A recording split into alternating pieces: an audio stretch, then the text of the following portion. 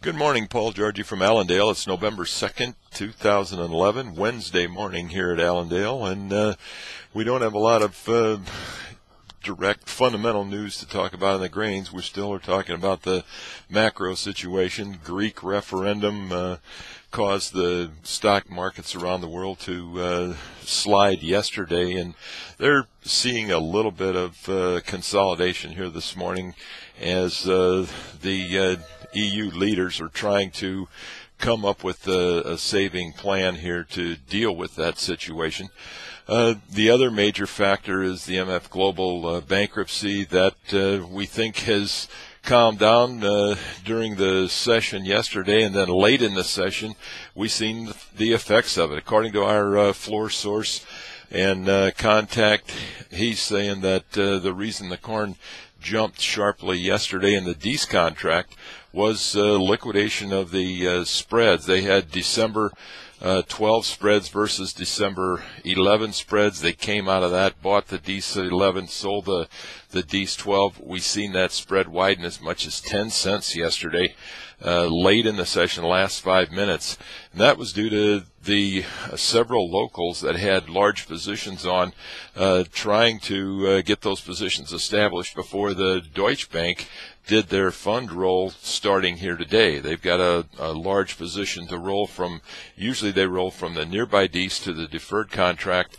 They were trying to position themselves ahead of that, and because of the MF Global situation, they were forced to liquidate, and that's what caused that huge gyration in the December contract and the corn contract yesterday afternoon. So that we're going to be faced with. There's sure still some more liquidation that will take place, some positioning by traders that could move this market as the volume continues to slow down and settle down here in the commodity markets in general. So that's something you're going to have to watch for, and we'll certainly be watching for as we move through the session today and over the next several days.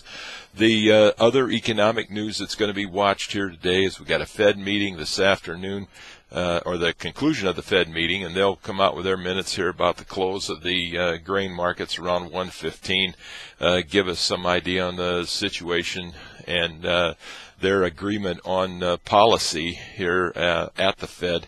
That'll come out at 1:15 this afternoon. We've got the ECB, the bank in Europe, that will give us a news conference tomorrow. We've got the G20 meeting that these EU leaders are trying to save face of this plan that they proposed before this meeting. So that there's still some huge uncertainty. It's going to continue to affect markets, and what it does in general is drives traders away and keeps the volume light and allows for very choppy markets as we seen yesterday. In the cash cattle market, we've seen cash cattle jump yesterday $2 to $3 in Nebraska yesterday afternoon. That in turn supported the futures market, caused Dees futures to jump to limit up yesterday afternoon, and we're another 55 higher here this morning in the Dees contract, with the deferred contracts actually lower in the overnight session.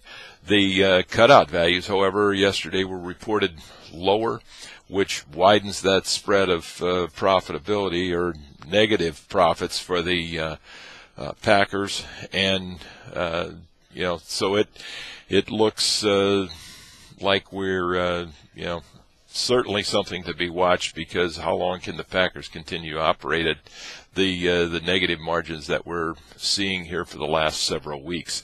Pork complex, they gained some yesterday on the strength in the cattle. Overnight we're seeing some adjustments there, a little bit lower. Cutout values in the pork are lower. Cash markets are steady here today.